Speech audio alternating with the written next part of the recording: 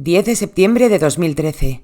Hace sol y Bill, su hermano y un amigo han salido a pescar a la reserva de Bartrey en el condado de Wicklow, Irlanda. Ese día el nivel de la reserva está muy bajo, así que los tres deciden charlar sobre el puente. Mientras los excompañeros de colegio hablan de sus cosas, observan algo en el agua. Parece una cuerda amarilla y hay algo enganchado a ella que brilla. Se debaten entre qué puede ser eso que ven y la curiosidad finalmente les puede. Cogen un arnés con un gancho y lo lanzan sobre el muro del puente directo al agua para intentar sacar los objetos que se encuentran ligeramente sumergidos. Lo primero que sacan es una camiseta de mujer, seguido de una sudadera azul. Cuando tiran de la cuerda que había en el agua, los chicos sacan unas esposas de cuero, un arnés tipo máscara con una bola en la parte de la boca. Había varios objetos relacionados con la práctica del BDSM dentro de una mochila. Se ríen, imaginan qué se ha podido hacer con todas esas cosas y allí los dejan, en la mochila sobre el muro del puente. Esa noche a Bill algo le dice que eso que han encontrado no está ahí por casualidad. Tiene un mal presentimiento y tan pronto se levanta a la mañana siguiente, decide volver al lugar. Para su suerte todo sigue allí, intacto. Lo coge y se lo lleva a la comisaría más cercana. Lo que Bill no se puede imaginar es que ha dado con una de las piezas clave que llevará a la Garda, o Gardaí, como dicen los irlandeses, a cerrar uno de los casos más retorcidos y depravados en la historia criminal de Irlanda. Una serie de casualidades y una investigación policial exquisita que ponen punto y final al sufrimiento de una familia. Hoy vengo a contaros el caso de Elaine O'Hara. Mi nombre es Susana García y esto es Más allá del crimen. Comenzamos.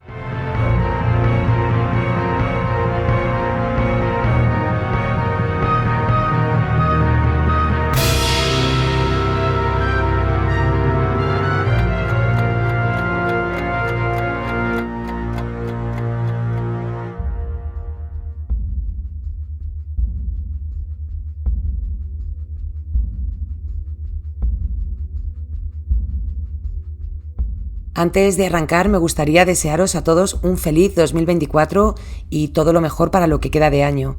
El episodio de hoy no me gustaría decir que va dedicado, porque estos temas no son como para dedicar, pero sí es un guiño a toda esa gente maravillosa que conocí en Irlanda entre 1990 y 1992 durante los años que estuve viviendo allí.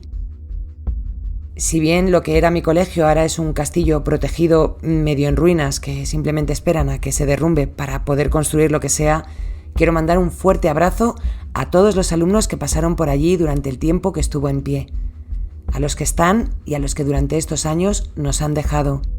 Este verano estuve recorriendo lo que queda de aulas y sinceramente un trozo de mi corazón se quedó allí para siempre.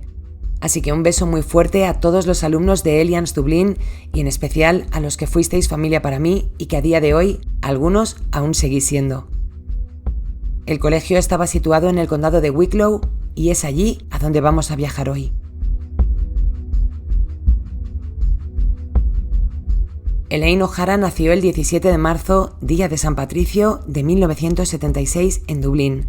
Sus padres, Eileen y Frank, siempre fueron unos padres muy cercanos, más cuando a medida que Elaine crecía, sus compañeros de colegio le hacían bullying. No tenía muchos amigos y para ella su familia lo era todo. De los pocos amigos que tenía, uno de ellos falleció en un accidente de coche. Si Elaine tenía ya algunos problemas de ansiedad y depresión, este hecho lo que provocó es que su cuadro depresivo se agravara. Tenía 16 años cuando esto ocurrió y le trajo a Elaine muchísimos problemas. Su estado mental empeoró y comenzó a autolesionarse y sus padres decidieron que era hora de que fuera atendida por un equipo de psiquiatras. Según su padre Frank, estaba tan medicada que los sábados, cuando salían con ella a tomar algo, se quedaba dormida debido a la cantidad de medicamentos que le habían sido prescritos.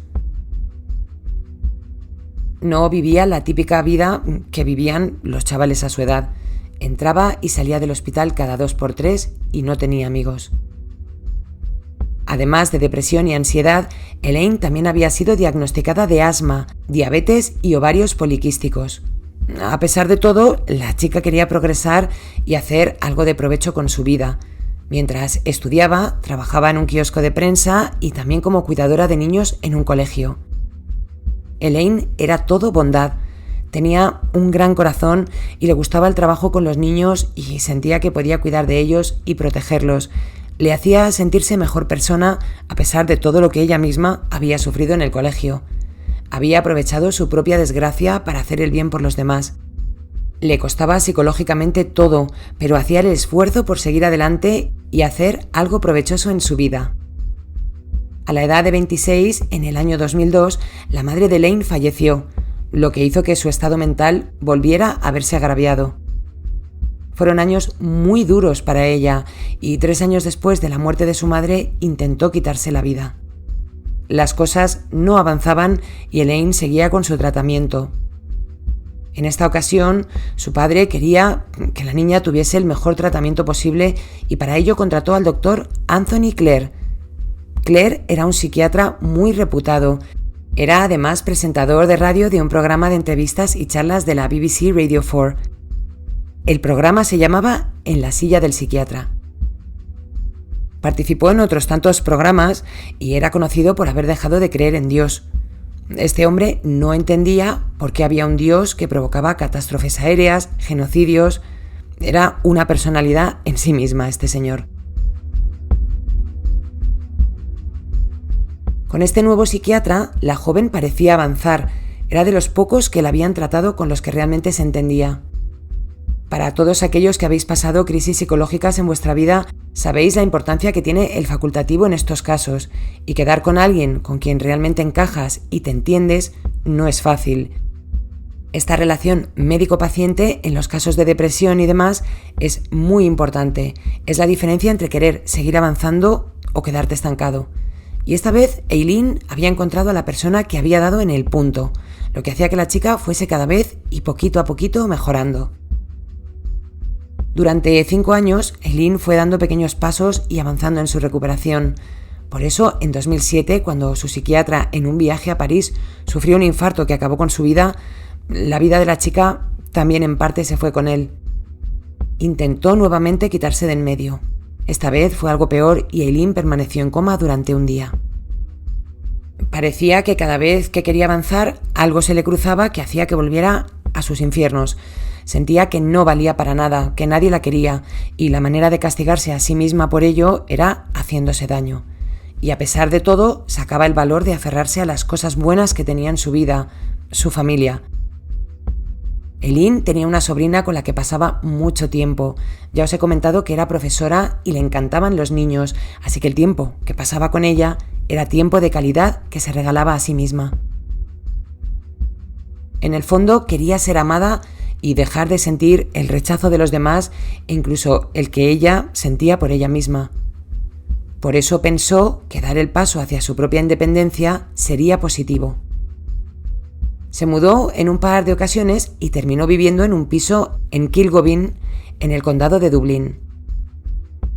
Pero Eileen se sentía sola, quería ser madre y tal vez tener una pareja que la quisiera y con la que formar una familia. Por eso pensó que meterse en una página de citas sería buena idea. Debido a su estado mental y a su poca autoestima, no se metió en una página de citas al uso, sino que se hizo un perfil en alt.com, una página que se anuncia con el siguiente eslogan: amateurs BDSM, amos y esclavos, y amantes ansiosos de conocerte ya. Supongo que la mayoría de vosotros sabéis lo que es el BDSM, pero no está de más que lo aclare para los que no estéis al día. Las siglas BDSM corresponden con bondage, que viene a ser esclavitud, disciplina y dominación, sumisión y sadismo, y masoquismo. Su perfil era de sumisa en busca de un hombre dominante. Estaba acostumbrada a complacer a los demás, de ahí que asumiera el rol de sumisa. Creía que siendo complaciente y dándole a estos hombres lo que buscaban, tal vez alguno de ellos terminara enamorándose de ella. A finales de 2007 empezó a mantener contacto con Arquitecto 72.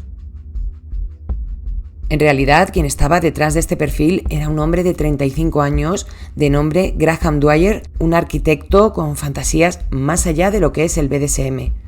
El sueño de Graham era acabar con la vida de una mujer, provocarle e infligirle daños con un cuchillo hasta acabar con su vida. Así al menos se lo había hecho saber a una de sus novias con la que, pues siempre fantaseaba con esta escena. Entonces, cuando tenían relaciones, él siempre hacía como que, que sacaba un cuchillo y acababa con ella. Esto era un poco la fantasía que tenían.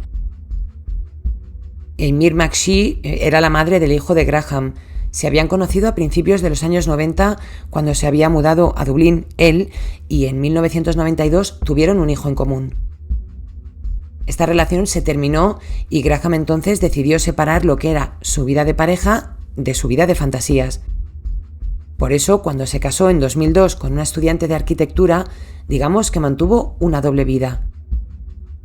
Él era arquitecto y los dos llevaban una vida acomodada.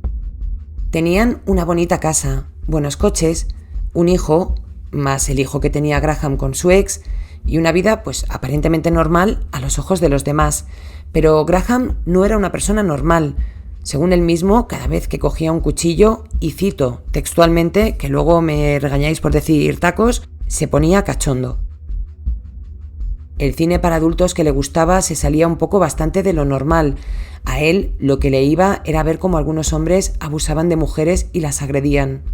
También era muy fan de ver fotos de mujeres mutiladas o fallecidas víctimas de violencia de género.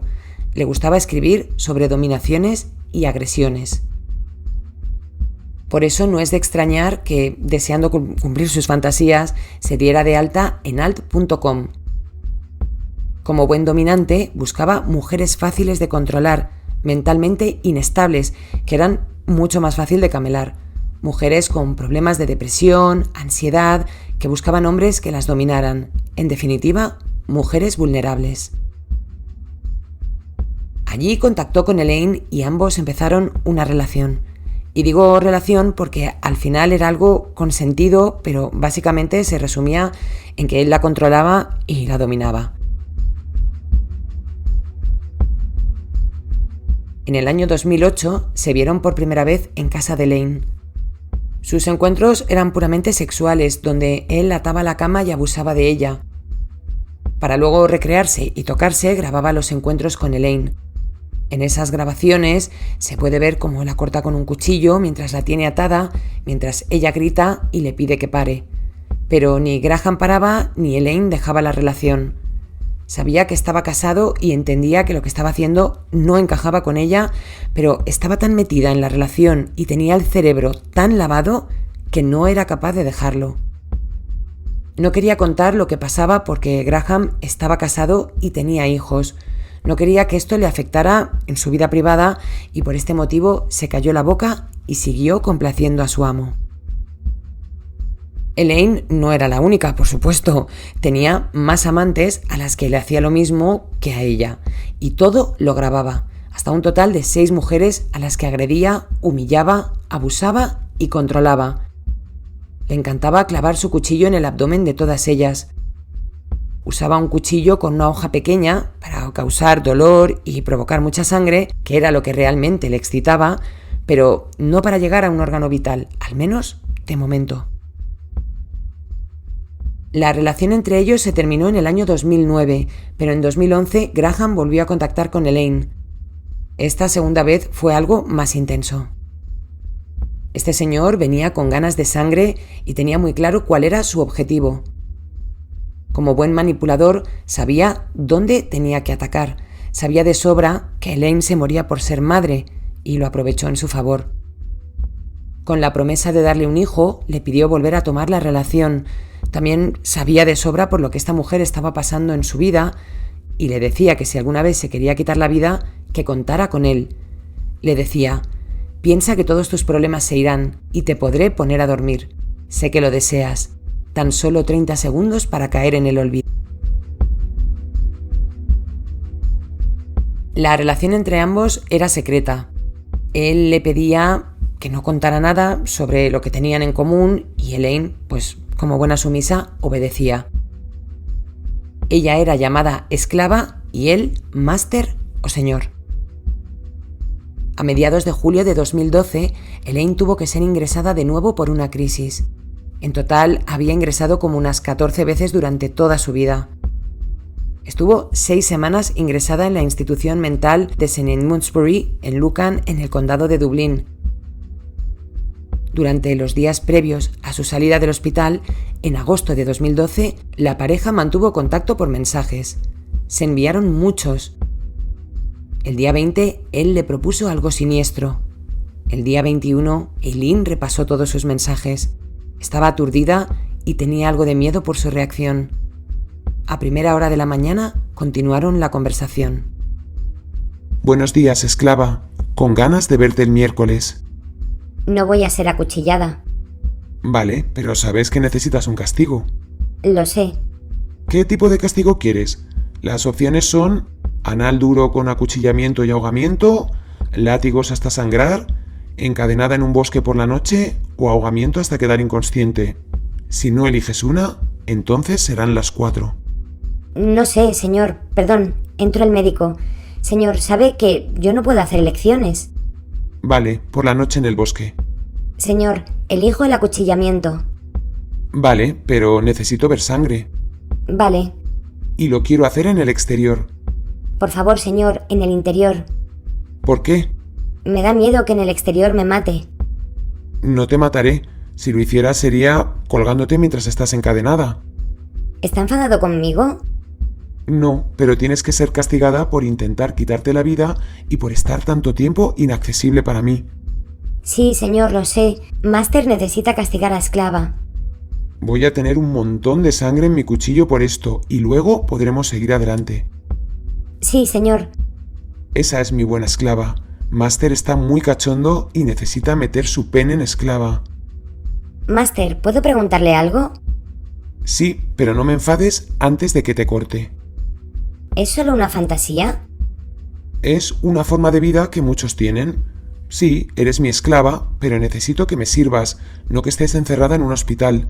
Desearía poder darte duro en mi hora de comida. ¿Cómo hacemos eso, Master? Necesitas salir del hospital y servirme. Señor, por favor, pare. ¿Quiere que me quede aquí encerrada para siempre? ¿No podemos tener una relación sadomaso sin necesidad de esto? Por favor, señor. Vale, pero prométeme que la próxima vez que te vengas abajo, seré yo el que acabe con tu vida. Lo prometo, señor. Me refiero ahora, me meteré en un problema si no hago esto en este punto. ¿A qué se refiere? ¿Cómo puede meterse en un problema? Es quitarse la vida. Nadie va a mirar este caso como algo más. Quiero verlo y estar ahí contigo para que no te sientas sola. Mierda, eso es mierda. Estoy sola todo el tiempo y usted no está ahí. Y por eso acabo de esta manera. Solo quiere excitarse y esto es muy egoísta. Lo siento, señor, me enfado solo de hablar de ello. Quiero intentarlo otra vez, ser una buena persona, esclava, amiga, y quiero intentar tener una vida normal sin tener que hablar ni pensar sobre eso. Por favor, déjeme intentarlo. Vale. ¿Por qué no pueden ser mis castigos algo normal, como dejarme a pan y mantequilla durante una semana? Yo me conformo con lo que me dé, pero ¿no podríamos tener castigos de ese tipo o dejarme 5 días sin tarjetas de crédito? Algo normal. Eso lo decido yo y te espera un castigo duro. Lo sé, señor. Mejor que esté atada, pero no en el exterior, por favor. ¿Qué pasa si nos pillan? No nos van a pillar. Yo no voy a salir de mi apartamento, tendrá que sacarme a rastras. Harás lo que yo te diga. Quiero jugar fuera y vas a seguir las instrucciones. O te aplicaré un doble castigo o te colgaré. ¿Cómo sabe que no nos van a pillar? He encontrado un sitio muy remoto. Nadie nos encontrará. Señor, ¿tengo que estar desnuda? Está en un sitio muy profundo del bosque y sí, tienes que estar desnuda. No quiero sangre sobre tu ropa. Ahora estoy aterrorizada. Créeme, será excitante. Seguro, señor. Entonces, ¿a qué hora me quiere mañana? Quiero ir a ver a mi sobrina y no podré hacerlo durante las próximas 2 semanas. 5:30. Sí, señor, ¿tengo que conducir?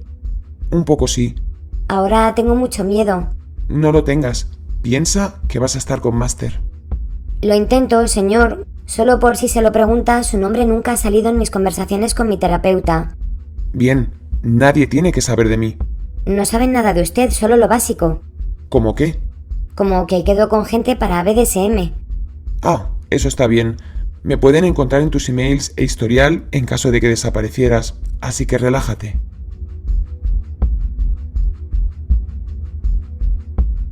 Eileen fue a ver a su terapeuta, a quien no le comentó nada sobre Master. No le dijo a nadie su nombre, por protegerse en caso de que le pasara algo.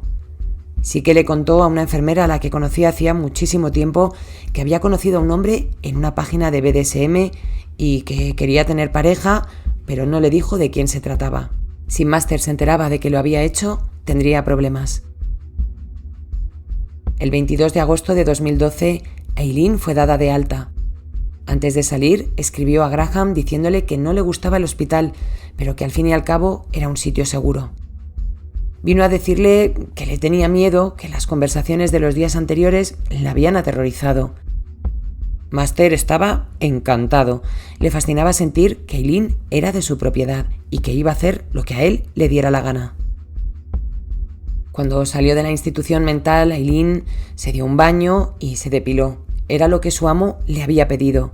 Se vistió sin ponerse ropa interior tal y como le había ordenado, ropa cómoda para ir por el bosque. Tuvo que comer antes y tomarse una pastilla para el dolor. Todo esto eran instrucciones de Master, por supuesto. Le había dicho que durante unos días tendría algo de dolor y que por eso iba a necesitar la medicación.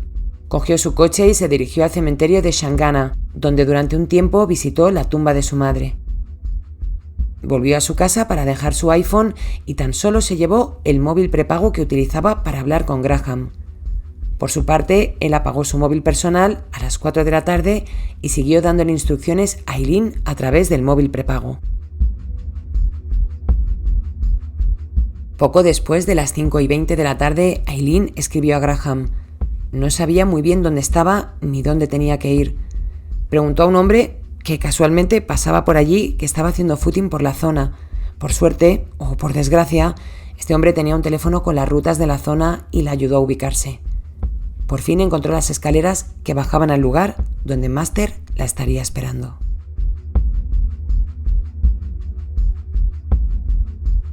Dos días después, la familia de Eileen estaba preocupada. No sabían nada de ella. Sabían que su coche estaba aparcado en el cementerio y poco más. Su padre y su hermano John entraron en su apartamento, donde encontraron un mapa de la zona donde Eileen fue por última vez. También encontraron artículos que usaba para la práctica de BDSM, como máscaras, cuerdas, cadenas y algunos textos que hablaban de las esclavas y de lo sometidas que tenían que estar para sus amos. Allí estaba también el iPhone que dejó antes de salir de casa por última vez. Los días pasaban y Eileen no daba señales de vida. Su padre presentó una denuncia por desaparición. Un helicóptero peinó la zona de la costa sin ningún resultado y el ordenador de la mujer y los artículos hallados en su vivienda fueron guardados por la policía. Teniendo en cuenta el estado mental de la mujer y que los días pasaban sin noticias suyas, la familia dio por hecho que Eileen se había quitado la vida. Alguien la vio llorar la tarde del 22 de agosto junto a la tumba de su madre y creyeron que había tenido otra crisis. Todos pensaron que ya no estaba viva. Era un sentimiento extraño. A pesar de saber por todo lo que había pasado y estaba aún pasando, el hecho de que su cuerpo no hubiera sido encontrado no les permitía hacer su cierre.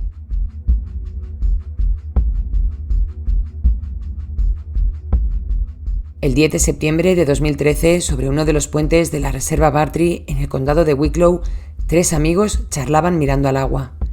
Ese verano había hecho calor. Era el verano más caluroso desde 1995 y no había llovido demasiado en la zona. Los hombres de entre 30 y 40 años no recordaban unos niveles de la reserva tan bajos en sus años de vida. Algo les llamó la atención, algo brillaba en el agua. Decidieron sacar un arnés con un gancho de su furgoneta y lo lanzaron. Sacaron un arnés de BDSM, unas esposas, una sudadera azul turquesa, una camiseta. Tras las risas iniciales, los 3 se marcharon a casa. Pero a Billy, o William, algo no le encajaba, y la mañana del 11 de septiembre volvió al puente. Allí estaba todo lo que había encontrado, así que lo cogió y lo llevó a la comisaría más cercana. Ese día se encontraba trabajando el policía James O'Donoghue. El viernes 13 de septiembre, una mujer que hacía una ruta con su perro se preocupó al ver que su cocker no aparecía. En un principio era algo un tanto normal, que el perro se despistara y apareciera con cualquier objeto en la boca. Era un perro de caza y no era nada extraño. Mientras buscaba al animal, se encontró con unos pantalones en el suelo. No tardó en darse cuenta de que dentro del pantalón había una zapatilla. Su perro apareció en ese momento con 2 huesos en la boca.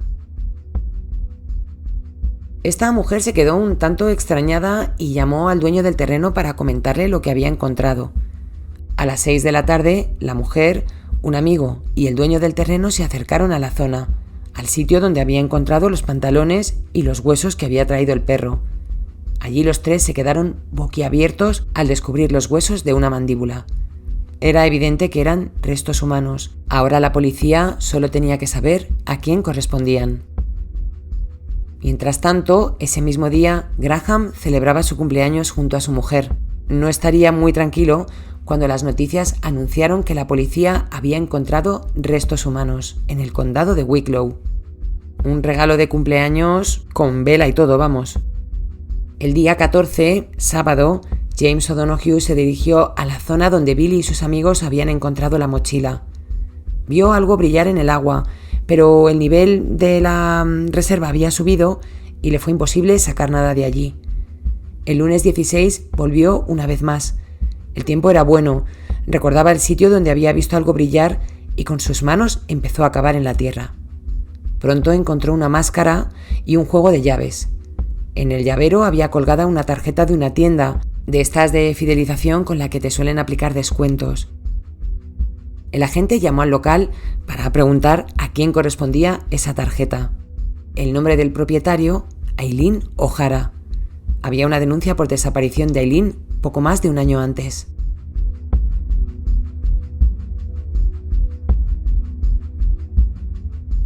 Dos Nokia prepago fueron encontrados en la zona. Uno sabían que había sido usado por la mujer.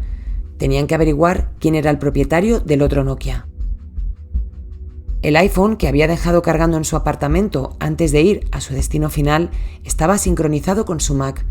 Y es curioso porque en el iPhone Graham estaba guardado en contactos como David y en el portátil como Graham. Su número de teléfono empezaba por 083. Pero ¿quién era en realidad? ¿David o Graham? Para resumiros, porque esta parte de los móviles es un poco liosa, la policía sabía que los Nokia habían sido adquiridos en noviembre de 2011, los 2 a la vez. Uno era el que usaba la víctima. Por otro lado, el teléfono desde el que Eileen se mensajeaba desde el iPhone y cuyos mensajes sabemos que habían sido borrados pero recuperados gracias a la sincronización con su ordenador, era otro prepago que había sido comprado en marzo de 2011 por alguien de nombre Gorun Kaisholm, con dirección en la calle Oak Lawn. Tenían 3 teléfonos prepago en total, los 2 Nokias encontrados bajo el agua, adquiridos en noviembre de 2011, y un tercero que era el adquirido por el tal Gorun en marzo, 7 meses antes de comprar los Nokia. La policía no sabía si había 1 o 2 personas involucradas al haber un total de 3 teléfonos. La investigación del móvil comprado por el tal Gorun arrojó muchísima información. Las conversaciones entre Eileen y este número de teléfono arrojaban algunos detalles importantes. En sus conversaciones, el propietario del móvil le hacía mención a unos recortes en su empresa y a que había quedado quinto en una competición de aeroplanos teledirigidos. No les fue muy difícil dar con el nombre de Graham Dwyer, como la persona que había quedado quinta en el concurso y que además había sufrido recortes de sueldo en su empresa. La investigación del segundo Nokia fue brillante. La analista Sarah Sked trató de trazar un mapa basándose en las señales registradas por las torres de telefonía. Sabían que quien había usado ese móvil había viajado por el sur de Dublín y Galway el 4 de julio de 2012, un mes y medio antes de la desaparición y muerte de la mujer. El 27 de septiembre de 2013, Sarah reportó al equipo de investigación que había encontrado un vehículo, un Audi, circulando cerca de las torres de telefonía a la misma hora que habían captado la señal. El coche pertenecía a Graham Dwyer, casualmente la misma persona que había mantenido contacto con el iPhone de Eileen. Las conversaciones mostraban el interés de Graham en acabar con la vida de alguien, y ahí se supo que la manipulaba, haciéndole creer que algún día le daría un hijo. Siempre hablaba de acabar con la vida de alguien y le decía a Eileen que o ella era la que encontraba alguna víctima o que la víctima sería ella. Eileen le contestaba que había muchísimas evidencias de él en su casa que no había limpiado, y así fue. En su apartamento encontraron restos de semen de Graham, entre otras cosas. Había imágenes de cámaras de seguridad que captaron a Graham entrando en el apartamento de Eileen en innumerables ocasiones, y hasta llevaba una mochila que bien podría ser la que encontraron los chicos en la reserva. La policía también encontró una pala cerca de donde habían encontrado los restos de Eileen, y la mujer de Graham dijo que sí, que era la pala que tenían en su casa y que había desaparecido de su jardín durante todo el verano. Graham Dwyer fue arrestado en su domicilio el 17 de octubre de 2013. Fue condenado a cadena perpetua en marzo de 2015. La cadena perpetua en Irlanda es un poco parecido a lo que pasa en España, que están unos años en prisión y luego pueden pedir la libertad condicional. En Irlanda, la libertad condicional se puede pedir a los 12 años de haber ingresado en la cárcel. En marzo del año pasado intentó apelar su condena y se le fue denegado. La Corte Suprema ha aceptado escuchar a sus abogados en otro intento de pedir la libertad condicional basándose en un tema de forma, ya que intentan que parte de las pruebas de los teléfonos móviles sea considerada ilegal. Mañana, 16 de enero, es el día elegido. Veremos qué pasa. Este caso es uno de los más sonados en Irlanda por el contexto del mismo, el morbo por el contexto, y valga la redundancia, en que se produjo, y por la mente depravada de un personaje que desde que tenía 15 años sentía la necesidad de acabar con alguien. Encontró a una mujer vulnerable que sufría por dentro y lo aprovechó para conseguir lo que tanto había soñado. Eileen O'Hara fue una mujer buena, cariñosa, atenta y entregada, una mujer confiada y que, tal y como aseguraban sus psiquiatras, se hacía daño a ella misma y aceptaba que se lo hicieran los demás como una manera de expresar su dolor interno. Un caso terrible, espantoso y asqueroso, y un caso muy bien manejado a nivel policial, que ya sabemos que algunas veces hay que tirarles de las orejas, pero que gracias un poco a la suerte y a su dedicación consiguieron meter entre rejas a Graham Dwyer. Digo Graham Dwyer, pero los irlandeses dicen Graham Dwyer, así que os lo podéis tomar como queráis. Gracias a todos. El viernes volveré con un exclusivo solo para miembros de Patreon. Gracias a Roser Ferrer, a Sumi y a Alberto Fernández por vuestro apoyo. A los demás nos escuchamos el lunes que viene. Un beso muy fuerte.